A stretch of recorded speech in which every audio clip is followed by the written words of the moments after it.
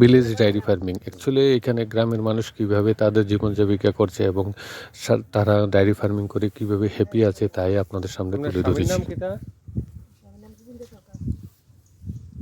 কোন পঞ্চায়েত?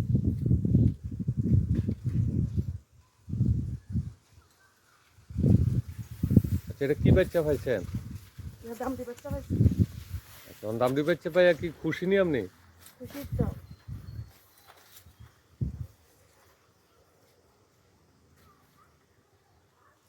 কিভাবে গরু থেকে দুধ বের করতে হয় তা আপনাদের সামনে দেখানো হয়েছে। কি হাসি মুখে আছে। অ্যাকচুয়ালি ফার্মিং লাইফটা খুব সুন্দর আছে, যদি একবার ট্রাই করে দেখতে পারেন কিন্তু খুব ভালো। আর ডায়েরি ফার্মিংয়ে যদি আপনাদের কোনো সমস্যা হয় তাহলে কমেন্ট বক্সে কমেন্ট করবেন, আমি সমস্ত কিছু আনসার দেওয়ার চেষ্টা করব।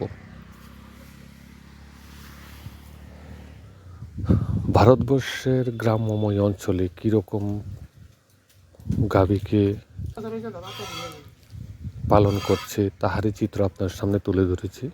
আপনি যদি ডায়েরি ফার্মিং করতে চান তাহলে কীভাবে করবেন, কয়টা গরু নেবেন এবং ঘরের স্ট্রাকচার কীরকম হতে হবে এবং একটা গরু কতটুকু দুধ দেবে এবং তার হিসাব করে আপনার কত টাকা মাসে আয় হবে তার পদ্ধতি আমার কাছে অভিজ্ঞতা আছে। আপনাদের যদি কারো প্রয়োজন হয় তাহলে বলবেন, আমি ভিডিও ফাইল করে পাঠিয়ে দেবো। গ্রামের মধ্যে কিভাবে গরু থেকে দুধ বের করতে হয় যদি আপনাদের জানতে হয় তাহলে এই ভিডিওটা দেখুন এবং পুরো ভিডিও দেখতে থাকুন। এর মধ্যে আমি অনেক কিছু ফার্মিং সম্বন্ধে আলোচনা করে থাকি। ফার্মিং সম্বন্ধে যদি আপনারা জানতে হয়, গরুর বেসিক কিছু আপনাদের নলেজ লাগবে, যে ওই নলেজগুলি যদি না থাকে তাহলে ফার্মিংয়ে আপনার সফলতা আসবে না। বিশেষ করে গরুকে কৃমির ওষুধ একটা মাস্ট খাওয়াতে হবে, কিন্তু আগের দিনে মানুষ দেখা গেছে গরুর কৃমির ওষুধ ঠিক করে খাওয়াতো না। তাই গরু এখন বর্তমান যুগে তাদের কিন্তু অনেক কিছু পরেশানি হতে হচ্ছে, যেমন কনসেপ্ট রেটের দিকে, কোন মিল্ক প্রোডাকশনের দিক দিয়ে দুধ অনেক কম আসছে। তাই আপনারা কৃমির ওষুধ অন্তত ডিওয়ার্মিংটা মাস্ট করে নেবেন।